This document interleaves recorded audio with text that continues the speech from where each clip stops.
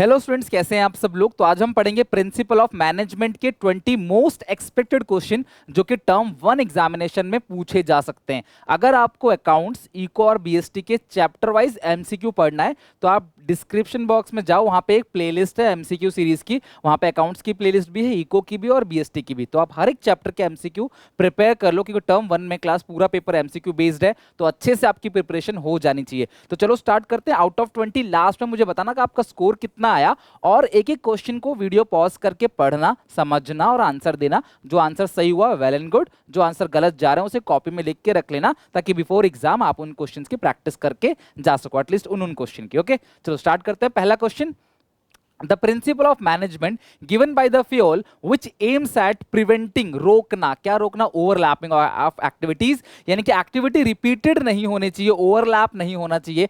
कौन सा FIOL का प्रिंसिपल कहता है? हेनरी FIOL ने 14 प्रिंसिपल दिए हैं, उसमें से class division of work, unity of command, unity of direction, order. तो बताओ क्लास, इसमें सही आंसर जो होगा क्लास मुझे बताओ। सी ऑप्शन इज करेक्ट, यानी कि यूनिटी ऑफ डायरेक्शन, यानी कि हमें एक ही दिशा में चलना चाहिए।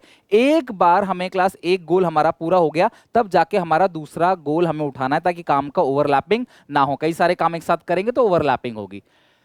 The CEO of Radhe cycle private limited, Radhe cycle private limited के सीईओ हैं मिस्टर कुमार। वो wants to get maximum output from the employ at competitive cost, यानी कॉम्पिटिटिव कॉस्ट पे ज्यादा आउटपुट लेना चाहते हैं, एम्प्लॉय से ज्यादा काम कराना चाहते हैं। On the other hand, Ramakant एक employ of the company wants to get maximum salary, भैया वो ज्यादा से ज्यादा सैलरी पाना चाहता है, अर्न करना चाहता है, while working at the list. यार एक बात बताओ, आप यार कम से कम काम करना चाहते हो और सैलरी आप ज्यादा से ज्यादा अर्न करना चाहते हो, तो बताओ क्लास कि कौन सा प्रिंसिपल ऑफ मैनेजमेंट है जो कि वायलेटेड हो रहा है, यानी कि किस प्रिंसिपल ऑफ मैनेजमेंट का काम नहीं हो रहा है, पालन नहीं हो रहा है भाई रमाकांत। तो यहाँ पे रमाकांत अपने बारे में सोच रहा है, काम कम करूं सैलरी ज्यादा लूं। तो अपने बारे में सोचने का मतलब क्या है? Subordination of individual interest to general interest, यानी कि हमें अपने बारे में नहीं, अपने ऑर्गेनाइजेशन के बारे में सोचना चाहिए। खुद का इंटरेस्ट हमें भुला देना है ऑर्गेनाइजेशन के इंटरेस्ट के लिए, बट यहाँ पे ऐसा कोई पालन नहीं हो रहा है।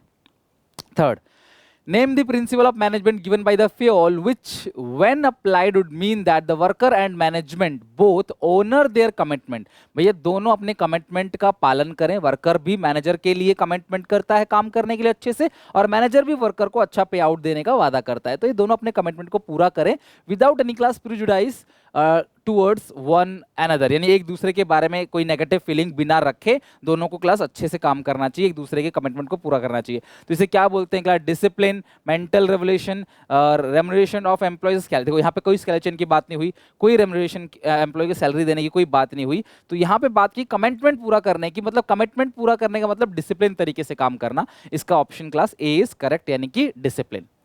Fourth question, the principle of management are consider important because they help in। तो प्रिंसिपल मैनेजमेंट क्यों इंपॉर्टेंट है? वो कॉस्ट को कम करने में मदद करता है, पॉलिसी बनाने में मदद करता है, या सोशल रिस्पॉन्सिबिलिटी को पूरा करने में मदद करता है, या जो प्रिंसिपल ऑफ मैनेजमेंट है वो ये तीनों काम करता है। तो सही ऑप्शन कौन सा है क्लास? इसका ऑप्शन डी इज करेक्ट, यानी कि जो प्रिंसिपल ऑफ मैनेजमेंट है वो तीनों काम करता है, यानी कॉस्ट को कम करने की भी जो मैनेजर है उनको गाइड करता है कि वो कॉस्ट कम से कम कर सके, रिसोर्सेज का ऑप्टिमम यूटिलाइजेशन कर सके, पॉलिसी सही से बना सके अपनी, और जो समाज की टुवर्ड्स उनकी रिस्पॉन्सिबिलिटी है उनको भी पूरा कर सके। Next, Henry FIOL by profession was. तो क्लास आपको पता है कि हेनरी FIOL का प्रोफेशन क्या था? तो आपने पढ़ा होगा, मैंने अपने वीडियोस में बताया क्लास वो साइकोलॉजिस्ट हैं, सोशल वर्कर तो नहीं थे, माइनिंग इंजीनियर थे क्लास, प्रोडक्शन इंजीनियर भी नहीं थे, माइनिंग इंजीनियर थे। He was a mining engineer, और इन्होंने एक बुक लिखी थी जो बहुत पॉपुलर थी, और मुझे कॉमेंट सेक्शन में क्लास एक एक बच्चे का कॉमेंट सेक्शन में मुझे वो बुक का नाम बताओ क्लास, जिसको पता है। इन्होंने एक बुक लिखी थी क्लास, ठीक है, और ये फादर ऑफ जनरल मैनेजमेंट है, तो नॉर्मल मैनेजमेंट के फादर भी माने जाते हैं। उन्होंने एक किताब लिखी थी जो बहुत पॉपुलर हुई थी। जरा मुझे उस बुक का नाम बताओ कमेंट सेक्शन में, फटाफट सर कोई। और जो क्वेश्चन नहीं बन रहे प्लीज उन क्वेश्चन को लिख के रख लेना, क्योंकि बिफोर एग्जाम आपको उन क्वेश्चन को देखकर एक बार जरूर जाना है, क्योंकि यहां गलती हुई बोर्ड में नहीं होनी चाहिए। The application of this principle of the management leads to, ये जो प्रिंसिपल है ये लगाते ही higher production and better work for the same effort, identify the related principle of general management. तो जनरल मैनेजमेंट का मतलब क्या है क्लास? FIOL। तो FIOL क्या कहता है क्लास मुझे बताओ कि the application of this principle management leads to higher production and better work for the same effort. Production भी ज्यादा होगा और बेटर वर्क होगा। Identify the related principle of the general management, तो वो डिसिप्लिन है, इक्विटी है, डिवीजन ऑफ वर्क है, ऑर्डर है। तो क्लास ऑर्डर तो कोई मतलब ही नहीं, क्लास का सही आंसर क्या है क्लास, डिवीजन ऑफ वर्क। यानी कि अगर हम काम को बांटेंगे तो हर एक इंसान को एक एक काम मिलेगा और अपने काम में क्लास अच्छे से काम को कर पाएगा। ओके, नेक्स्ट है identify the statement which is best describe as the principle of division of work. तो कौन सा एक प्रिंसिपल है, मतलब डिवीजन ऑफ प्रिंसिपल में कौन इसको अच्छे से डिवीजन ऑफ प्रिंसिपल को एक्सप्लेन कर रहा है। Man power should be divided, तो मैन पावर को डिवाइड करना चाहिए, या the organisational work should be divided into small task. तो ये करेक्ट है क्लास की जो टोटल वर्क है ना उसको छोटे छोटे पार्ट में बांट देना चाहिए और एक इंडिविजुअल को एक काम देना चाहिए मैचिंग टू स्किल्स और क्वालिफिकेशन। डन। नेक्स्ट, तो रिसोर्स बांटना, एफिशिएंसी, ये सब नहीं है। डिवीजन ऑफ वर्क का मतलब क्या, टोटल वर्क को छोटे छोटे पार्ट में बांट के एक इंसान को एक ही काम देना ताकि वो उस काम में स्पेशलाइज हो जाए। Gagan work in a factory, his main job is to keep machine material tool ready for the production of the worker. Identify the job position held by Gagan under the functional foremanship. Class functional foremanship कहता है कि क्योंकि दो department होता है, planning department और worker department, या इसे प्रोडक्शन डिपार्टमेंट कहते हैं। हर एक डिपार्टमेंट में एक नहीं चार चार एक्सपर्ट होने चाहिए, क्योंकि एक इंसान अपने काम में एक्सपर्ट होगा, वो सारे काम में एक्सपर्ट नहीं होगा। इसीलिए क्लास के अंदर चार अलग अलग मतलब कि एक्सपर्ट होने चाहिए। प्रोडक्शन डिपार्टमेंट के अंदर भी चार एक्सपर्ट होना चाहिए और वर्किंग डिपार्टमेंट के अंदर यानी कि जो प्लानिंग डिपार्टमेंट के अंदर उसमें भी चार एक्सपर्ट होने चाहिए। तो फटाफट मुझे कमेंट सेक्शन में जाओ। बेटा मैं जो भी आपको कमेंट में लिखने के लिए बोल रहा हूँ इट्स फॉर योर प्रैक्टिस, आप करते हो नहीं करते आपकी मर्जी, लेकिन आपको पता है मैं शुरू से ऐसे ही पढ़ा रहा हूँ कि मैं कमेंट सेक्शन में आपको लिखने के इसलिए कहता हूँ कि क्लास आप जब कमेंट में लिखोगे तो जिनको नहीं आता उनको भी हेल्प मिल जाएगा और दूसरी बात आपका रिवीजन हो जाएगा। मेन पर्पज यही है कि आपका प्रैक्टिस हो जाए। मैंने पहले भी लिखवाया था, आपको याद है, ये चार चार नाम। तो फटाफट क्लास बताओ, जो मशीन अरेंज करता है सबसे पहले, ये तो प्रोडक्शन डिपार्टमेंट के अंदर आ गया पहली बात। और प्रोडक्शन डिपार्टमेंट सबसे पहला जो मशीन वगैरह हर चीज अरेंज करके रखता है उसे बोलते हैं गैंग बॉस। और उसके बाद अगर कोई प्रॉब्लम आती है रिपेयर करने के लिए रिपेयर बॉस है। मशीन में कोई खराबी आ गई तो आपका काम सही से हो रहा है कि नहीं, कॉस्ट सही से मेंटेन कर रहे हैं कि नहीं, स्पीड सही से मेंटेन कर रहे हो कि नहीं। Instruction card clerk, sorry root clerk आपको रास्ता दिखाता है, हालांकि रूट क्लर्क किसके अंदर आता है, प्रोडक्शन के अंदर। और इंस्ट्रक्शन देने वाला भी किसके अंदर आता है क्लास, प्लानिंग के अंदर। सॉरी पी से प्लानिंग है। तो इसका जो आंसर है क्लास वो गैंग बॉस है। यानी गैंग बॉस मशीन टूल हर चीज को अरेंज करता है ताकि वर्कर आए और सीधे काम करे। Identify the concept which emphasises, जो ध्यान देता है on complete change in the outlook of worker and management towards either. दोनों के बीच का जो नेगेटिव एटीट्यूड है उससे खत्म करना। वर्कर सोचेगा कि यार मैनेजर मेरा अन्नदाता है जो मुझे पैसे देता है जिसकी वजह से मेरा घर परिवार चलता है, और उसी टाइम पे मैनेजर को सोचना चाहिए ये वर्कर है जिनकी वजह से हमारी फैक्ट्री का काम चल रहा है और इवन हमारी फैक्ट्री भी चल रही है। वर्कर्स नहीं होते तो हमारी फैक्ट्री का काम कौन करेगा। तो हमें वर्कर की केयर करनी है और वर्कर को ओबे करना है किसको, मैनेजमेंट को। तो अगर दोनों एक दूसरे के बारे में अच्छा सोचेंगे तो कंपनी काम करेगी, तरक्की करेगी, कंपनी तरक्की करेगी तो कंपनी के वर्कर भी तरक्की करेंगे। That is mental revolution. तो टेलर साहब कहते हैं कि दोनों के बीच का जो नेगेटिव एटीट्यूड है उसे खत्म करना है, जिसको बोलते हैं mental revolution. 10th question check करो क्लास और फटाफट मुझे 10th क्वेश्चन का आंसर बताओ में से कोई। Which of the following statement is true with reference to principle of management. कौन सा प्रिंसिपल ऑफ मैनेजमेंट के लिए ट्रू है। पहला, ये गाइडलाइंस है, बिल्कुल सही। मैनेजमेंट प्रिंसिपल तो जनरल गाइडलाइंस ही होते हैं। द प्रिंसिपल डोनेट कॉज, बिल्कुल साइंस लगता है इसमें, साइंटिफिक प्रिंसिपल है तो कॉज एंड इफेक्ट रिलेशनशिप भी होता है। दो सही है तो भाई सीधी सी बात है, ऑल ऑफ दीज है, बाकी पढ़ लेते हैं। Principle help in manager to take decision while performing various management function. तो मैनेजमेंट की जो फंक्शंस है ना, planning, organising, staffing, directing, controlling, तो उन फंक्शन को करते वक्त क्लास ये प्रिंसिपल्स उनकी मदद करता है। किन की क्लास, मैनेजर्स की। चलो चेक करो, चेक करो फटाफट क्या है। 11th क्वेश्चन चेक करो। Principal of management can be modified. Principal of management को मॉडिफाई कर सकते हैं by the manager when the situation demand. तो जब देखो प्रिंसिपल ऑफ मैनेजमेंट, इन्होंने हमें एक प्रिंसिपल पूरा का पूरा दे दिया है बेसिक, और हम सिचुएशन के अकॉर्डिंग इसे मॉडिफाई कर सकते हैं, अपने अकॉर्डिंग इसको हम चेंज कर सकते हैं। तो बताओ ये कौन सा प्रिंसिपल ऑफ, मतलब कौन सा कैरेक्टर है, कौन सा फीचर है जो बताता है क्लास रिजिड यानी कि चेंज नहीं हो सकता, तो ये तो बिल्कुल गलत है। कंटिजेंट, जब कंटिजेंट मतलब कि डिपेंड करेगा सिचुएशन पे लागू करना है कि नहीं, चेंज कर सकते हैं, दैट इज क्लास फ्लेक्सिबल। यानी कि प्रिंसिपल ऑफ मैनेजमेंट क्या है क्लास, फ्लेक्सिबल है, यानी कि आप इसको आराम से चेंज कर सकते हो। Okay, dear students, I hope आप सबकी प्रिपरेशन अच्छे से चल रही होगी और आपकी प्रिपरेशन को बूस्ट करने के लिए अनअकैडमी लेके आया है क्लास आपके लिए ट्रिपल धमाका ऑफर, जहां पे 12, 15, 18 महीने का सब्सक्रिप्शन अगर आप लेते हो तो आपको 4 महीने का एक्स्ट्रा सब्सक्रिप्शन फ्री मिलता है। सिमिलरली 24, 36, 48 महीने के सब्सक्रिप्शन पे 6 महीने का और 60, 72 और 84 मंथ्स के सब्सक्रिप्शन पे 8 महीने का सब्सक्रिप्शन बिल्कुल फ्री मिलेगा। अगर आप प्लस सब्सक्रिप्शन लेते हो तो एक्स्ट्रा मंथ मिलेंगे प्लस के, आइकॉनिक लेते हो तो एक्स्ट्रा मंथ मिलेंगे आइकॉनिक सब्सक्रिप्शन के। आइकॉनिक सब्सक्रिप्शन के जो बेनिफिट्स हैं वहां पे लाइव 1-to-1 यानी कि आप एक सेशन लेकर टीचर से लाइव आप डाउट्स पूछ सकते हो। पर्सनल मेंटोर जो आपको गाइड करेगा, आपकी स्ट्रेंथ और वीकनेसेस को देखते हुए क्लास आपको गाइड करेगा। आपको टास्क दिया जाएगा अपने हिसाब से, जैसे लेवल का आपकी है एजुकेशन उस लेवल का टास्क दिया जाएगा। वीकली अपना रिपोर्ट आप ऐप पे चेक कर सकते हो। पेरेंट्स से रिगार्डिंग भी सारे डाउट्स आप यहां पे ले सकते हो। सिमिलरली क्लास प्लस सब्सक्रिप्शन पे अनलिमिटेड एक्सेस मिलता है आपको इंडिया के टॉप एजुकेटर से पढ़ने का मौका मिलता है। स्ट्रक्चर, पीडीएफ वगैरह, टेस्ट सीरीज, ये सारी चीजें मिलती हैं। डिस्क्रिप्शन बॉक्स में लिंक है, जाओ अनअकैडमी का ऐप डाउनलोड करो। मेरा कोड यूज करना मत भूलना SPA10, और जैसे आप SPA10 यूज करोगे 10% एक्स्ट्रा ऑफ मिलेगा। और ये ऑफर क्लास 11 अक्टूबर तक है, तो आप चाहो तो क्लास ले सकते हो। बेस्ट ऑफर है ये। 12th क्वेश्चन चेक करो। According to Taylor, even a small production activity like loading figures of iron into boxes can be scientifically planned। भैया ये कह रहे हैं कि छोटी छोटी चीजों को भी साइंटिफिक तरीके से प्लान करेंगे और मैनेज करेंगे, यानी कि मैनेजर अपने हिसाब से कुछ नहीं करेगा, हर चीज साइंटिफिक तरीके से मैनेज की जाएगी। This is the result in class tremendous saving of human energy as well as wastage of time. तो आपकी एनर्जी बचेगी और टाइम भी बचेगा। Class identify the related principle of scientific management. तो यार देखो सीधी सी बात है, साइंस का एक प्रिंसिपल है जिसका नाम है साइंस, मतलब कि जो प्रिंसिपल है टेलर का वह science not rule of thumb. वो कहता है कि हर एक चीज ऑर्गेनाइजेशन के अंदर जो भी हो रही है वो साइंटिफिक तरीके से होना चाहिए। वो ऑर्गेनाइजेशन में जो मैनेजर है, जो ओनर है, उसके इंस्टीट्यूशन की वजह से नहीं होना चाहिए कि उसकी इच्छा है, वो चाहता है, अपने पास्ट एक्सपीरियंस से नहीं। पास्ट एक्सपीरियंस नहीं चलेगा, वर्क जो विश है मैनेजर की वो भी नहीं चलेगी। यहाँ पे एक ही चीज चलती है क्लास, साइंस। तो हम हर चीज साइंटिफिक तरीके से करेंगे और इसके लिए एक स्टडी हम लोग पढ़ते हैं, जिस स्टडी का नाम क्या है क्लास, वर्क स्टडी।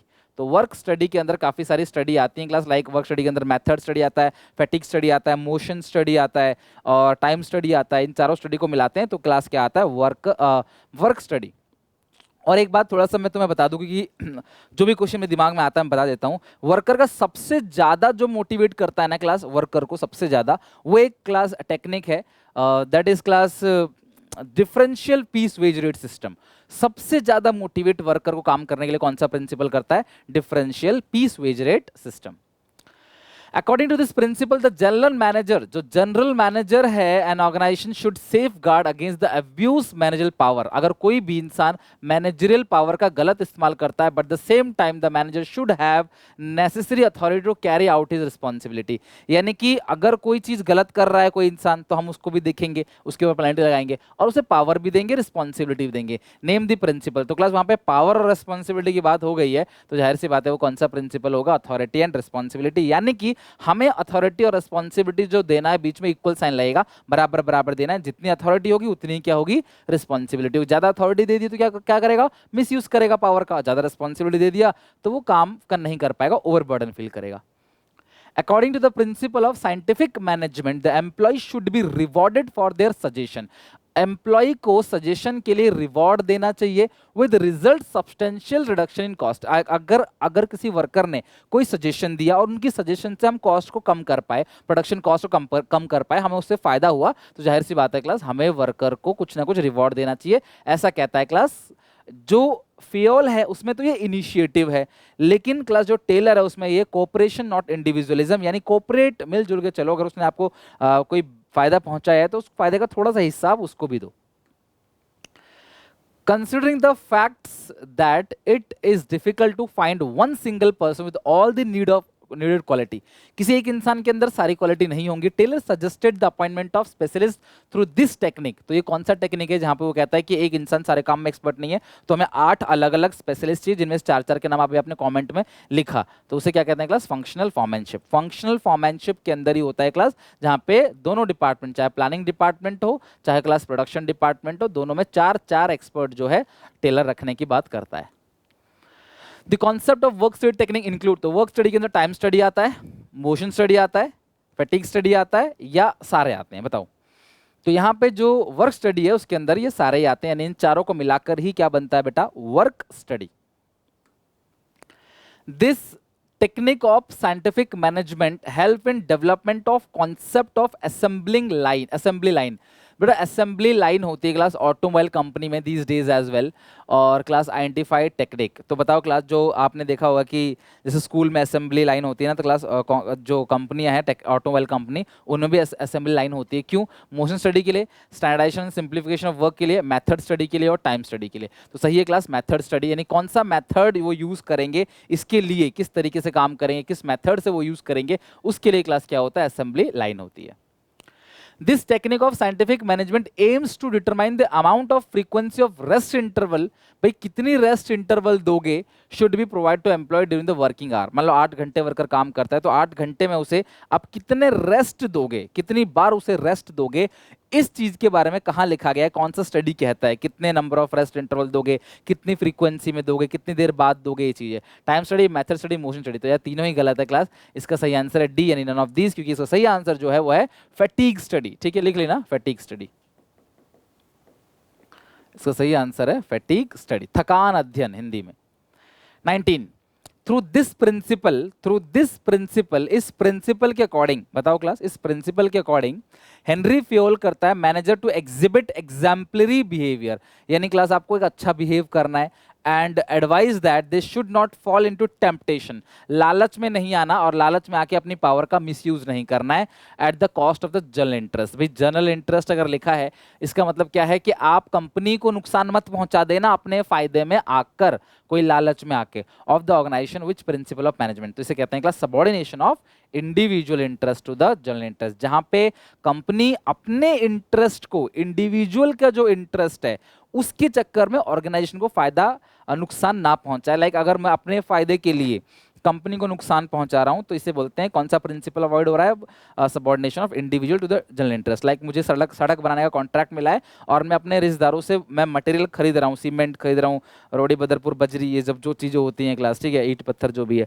मैं वो सब चीज़ खरीद रहा हूँ महंगे में, क्योंकि मैं अपने रिश्तेदारों को फायदा पहुंचाऊंगा और उनसे बाद में कुछ पैसे लूंगा। This is called subordination of individual interest to general interest. या मैं अपने परिवार के लिए, एक फंक्शन है मेरे परिवार में और मैं जा रहा था, मुझे फोन आ गया मैनेजर का कि आ जाओ कंपनी के अंदर आ जाओ, अर्जेंट काम है, तो मैं कंपनी के अंदर जाऊंगा, यानी मैं अपना खुद का इंटरेस्ट छोड़ रहा हूं, किसके लिए, कंपनी के लिए। तो यहाँ पे subordination of individual interest to the general interest ऐसे केस में लगाया जाता है। और आज की क्लास का आखिरी question, the principle of management are intended to be applied to all type of organisation. हर टाइप, चाहे छोटी हो चाहे बड़ी हो, हर टाइप हर कंपनी के लिए लागू है। This statement reflect that the principle of management are general guidelines, flexible, universally. देखो हर जगह के लिए अप्लाई है, इसका मतलब क्या है, यूनिवर्सली एप्लीकेबल। तो इसके साथ हमारे 20 MCQ खत्म हो गए। तो आप मुझे क्लास बताओ कि आउट ऑफ 20 आपका जो स्कोर है वो कितना आया। ठीक है, आउट ऑफ 20 अपना स्कोर जो है मुझे कमेंट करके बताओ, और अच्छा लगे तो वीडियो को लाइक करना और अपने सारे दोस्तों में से शेयर कर देना। टेक केयर, बाय बाय, मिलेंगे नेक्स्ट चैप्टर में क्लास कुछ और MCQ के साथ। तब तक के लिए अच्छे से पढ़ लेना, याद कर लेना, और हम अगली क्लास में जो पढ़ेंगे वो पढ़ेंगे प्लानिंग के MCQ। तो प्लानिंग में ज़्यादा कुछ है नहीं, तो छोटा सा चैप्टर है, टाइप्स ऑफ प्लान हट गया है, तो उसके याद कर लेना ताकि अगली क्लास में आप अच्छे से पढ़ सको। पूरा चैप्टर भी अवेलेबल है डिस्क्रिप्शन में, देखो पूरे चैप्टर की वीडियो भी अवेलेबल है, और MCQ तो आ ही जाएगी नेक्स्ट क्लास में। ठीक है, टेक केयर।